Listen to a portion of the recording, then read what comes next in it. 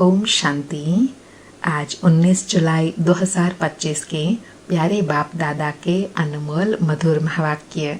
आज की मुरली के सार में बाबा ने मन मना भाव रहने की 3 युक्तियां बताई। एक तो बाबा कहे सदा यह चलते फिरते स्मृति बनी रहे कि हमको पारसपुरी का मालिक पारसनाथ बाबा आकर हमें पत्थर बुद्धि से पारस बुद्धि बना रहे हैं, हमें पारसपुरी का मालिक बनाते हैं। पारसपुरी अर्थात सतयुग में जहाँ सोने चांदी आदि के महल होंगे, तो बच्चों को यह सारा दिन नशा बना रहना चाहिए। और दूसरा कहा कि हमारा स्कूल ऊंचते ऊंच है, इससे बड़ा स्कूल कोई होता नहीं। इस स्कूल से तुम करोड़ पदम भाग्यशाली विश्व के मालिक बनते हो, तो कितना नशा रहना चाहिए। और तीसरी नशे की बात बताई कि सदा यह स्मृति बनी रहे कि हमारा टीचर स्वयं भगवान है, हम उनके स्टूडेंट हैं। स्टूडेंट के दिल में हमेशा टीचर याद रहता है। अभी तुम बच्चों को डबल खुशी होती है, पहले शांति धाम घर जाएंगे, फिर आएंगे राजधानी में, बस यही याद करना है।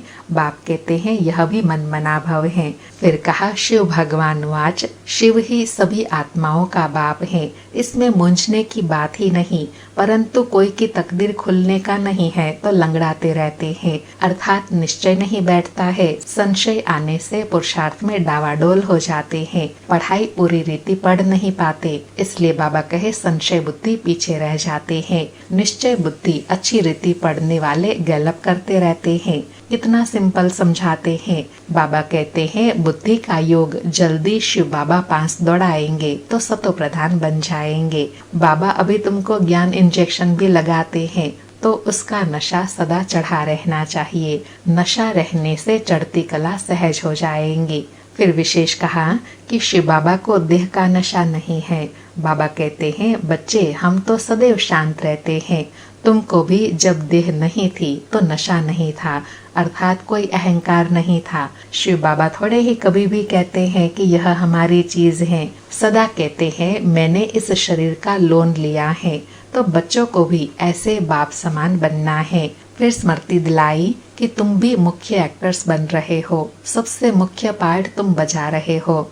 तुम रूहानी सोशल वर्कर्स हो, बाकी सब सोशल वर्कर्स है जिस्मानी, तुम रूहानी सोशल वर्कर हो। इसमें समझती भी रूह है, पढ़ती भी रूह है। और कहा इसमें मुख्य बात है देह अभिमान में कभी नहीं आओ, अपने को आत्मा समझो, कोई विकर्म नहीं करो, याद में रहो, नहीं तो एक विक्रम का बोझा 100 गुना हो जाएगा, फिर हड्डगुड़ एकदम टूट जाएंगी। जब बोझा बढ़ता जाएगा तो हड्डगुड़ टूट जाएंगी। फिर कहा कि अभी संगम पर आत्मा और परमात्मा का मेला लगता है, इसमें कोई आवाज आदि करने की बात नहीं है, यह तो पढ़ाई है। निश्चय बुद्धि जो होंगे उनको जोर से बाबा की कशिश होंगी, आकर बाबा से जट मिलेंगे। और स्पष्ट करते हुए कहा कि बाप कहते हैं बच्चे मैं इस बैल पर रथ पर सदैव सवारी नहीं करता हूँ, अर्थात ब्रह्मा बाबा के शरीर में शिव बाबा सदैव नहीं रहते हैं। जब सेवा होती है, बच्चों से मिलना होता है,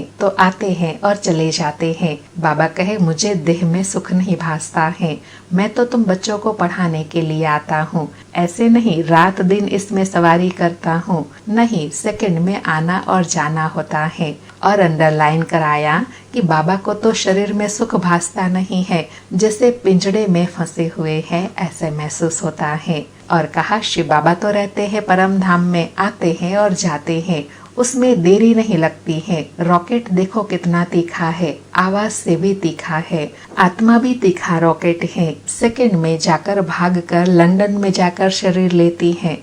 और लास्ट में बहुत विशेष और रमणीक बात कही।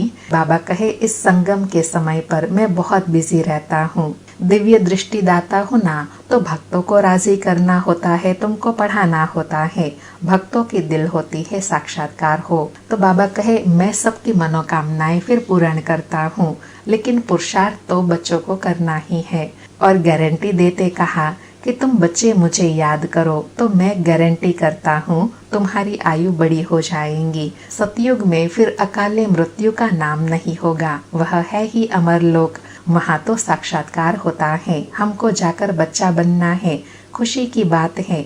यह तो खेल है ना, शरीर लेना और छोड़ना, इसमें दुख की कोई बात नहीं है। खेल हमेशा खुशी का होता है। और साथ में विशेष कहा कि बाबा तुमको गुल पावन बना रहे हैं। जब आत्मा पावन बन जाएंगी, हल्की हो जाएंगी, तो बाबा अपने नैनों पर बिठाकर तुमको अपने साथ ले जाएंगे। तुमको कोई तकलीफ नहीं होगी।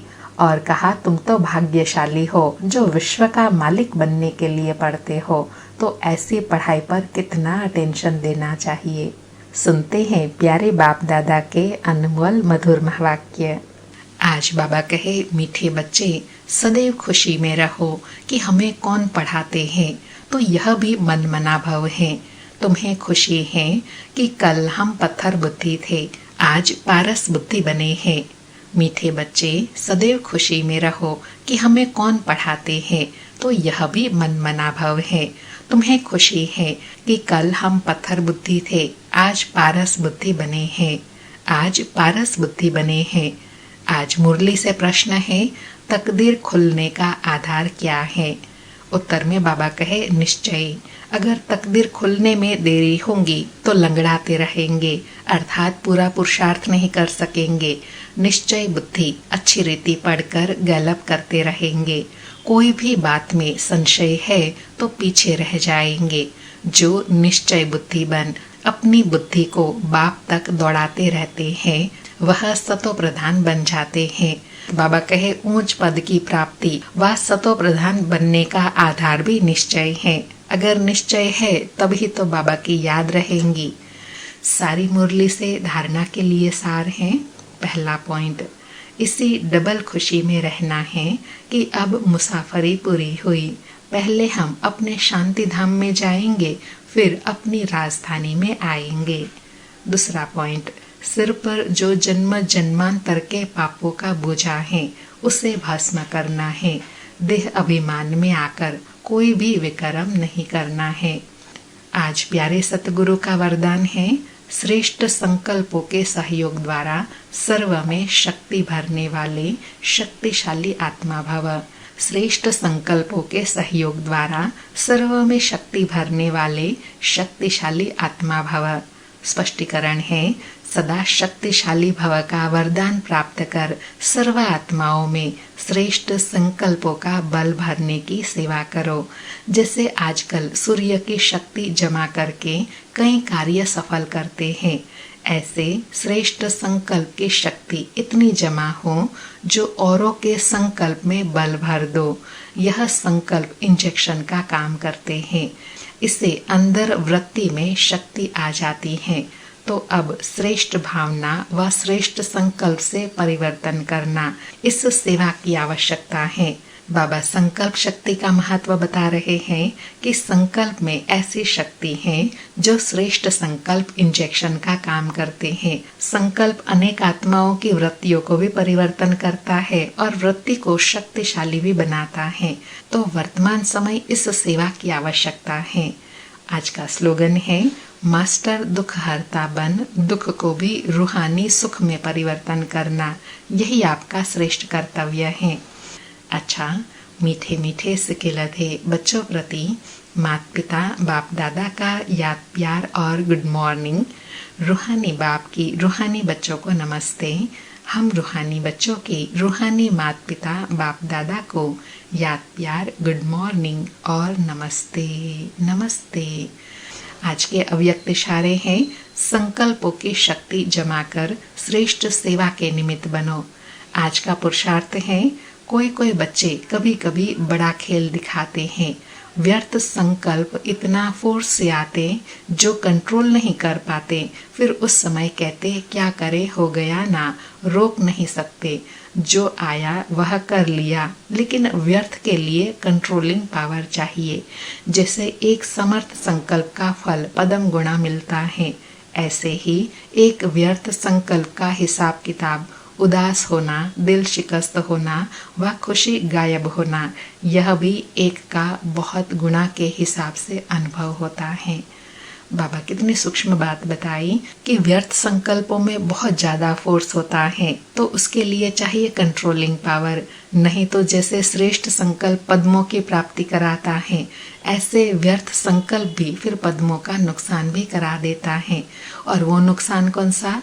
उदासी लाता है, दिल शिकस्त बना देता है, खुशी गायब हो जाती है। अच्छा, ओम शांति। शुक्रिया बाबा, शुक्रिया।